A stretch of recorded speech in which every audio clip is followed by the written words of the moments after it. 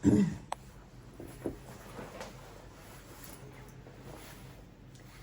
guys! Welcome back to my YouTube channel. This is Shell Spike. And for today's vlog, manonood tayo ng Avatar. Ayan. 3D and IMAX yung panonoodin natin for today. Pero bagong lahat, sa mga bago pa po sa akin channel, please subscribe and hit the notification bell dyan sa baba para lagi kang updated pag may mga bago akong vlogs. Ayan guys, kung mapapansin nyo, naka-winter jacket lang ako at naka-leggings lang. Hindi ako nagdoble sa loob.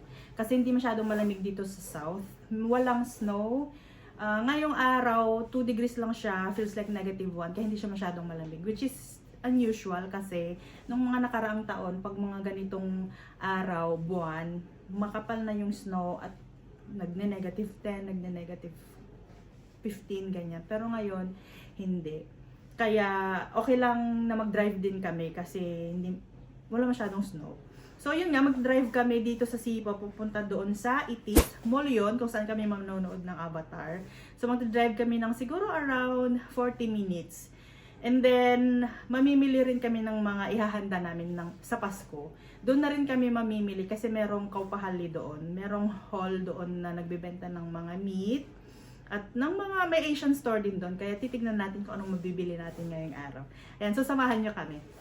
Ayan, so sa mga hindi po nakakaalam, meron po kaming natatanggap na 150 euro from work. Bali, EPASI ang tawag namin. Benefit namin siya sa work. Ngayong taon, 150 ang binigay nila. Pero next year, mag-i-increase na siya ng 300. Diba? Sobrang laking tulong na yan. Pero yung benefit na yan, hindi namin siya pwedeng ipa-in cash. Like, bibili kami ng grocery, ganyan, hindi pwede. For ano lang siya, recreational activities lang siya, for your wellness lang talaga siya. Pwede naman siyang i-spend pagka gusto naming magpamasahe, gusto naming manood ng sine, gusto naming pumunta ng gym, pwede rin siya pagka sa mga dental check-ups, ganyan, pwede. So, malaking tulong siya guys. Itong panonood namin ng Avatar, bumili ako ng 4 na ticket online.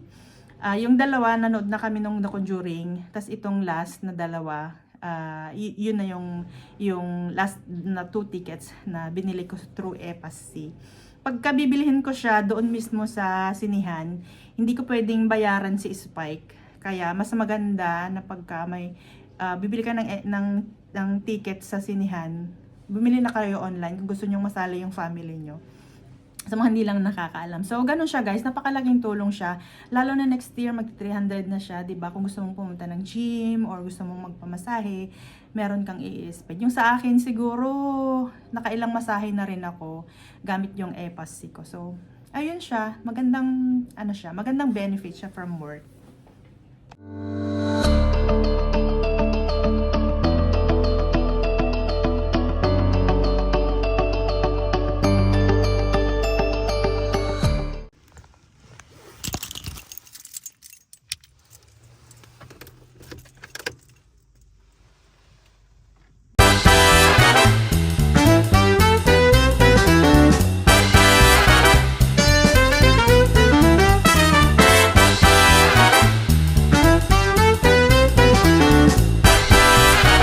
Dito na kami.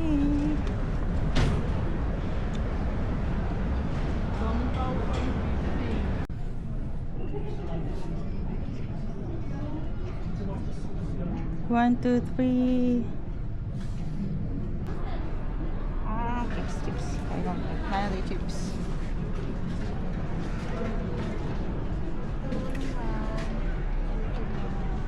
Ito may mix.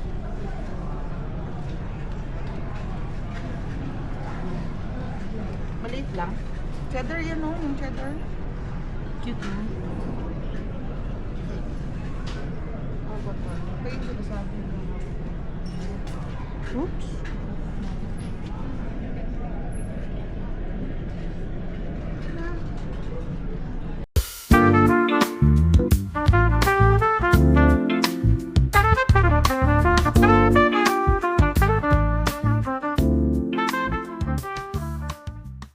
Dito na kami sa loob. Meron na kaming glasses. Pero ano pa? Ay, 2 minutes na lang mag-start. May naglalaro. May naglaro. Before mag-start, maglalaro. Close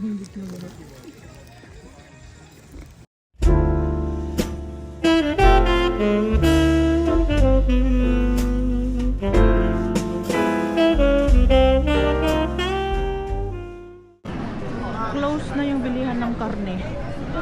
Hindi na namin naabutan. Ay, lumawak na dito.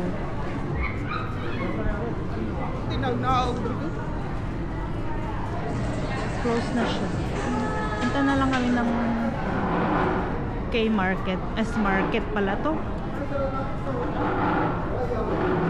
Ano? S-Market.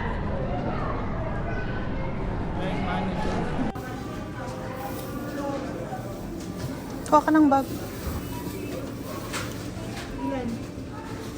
Isa lang.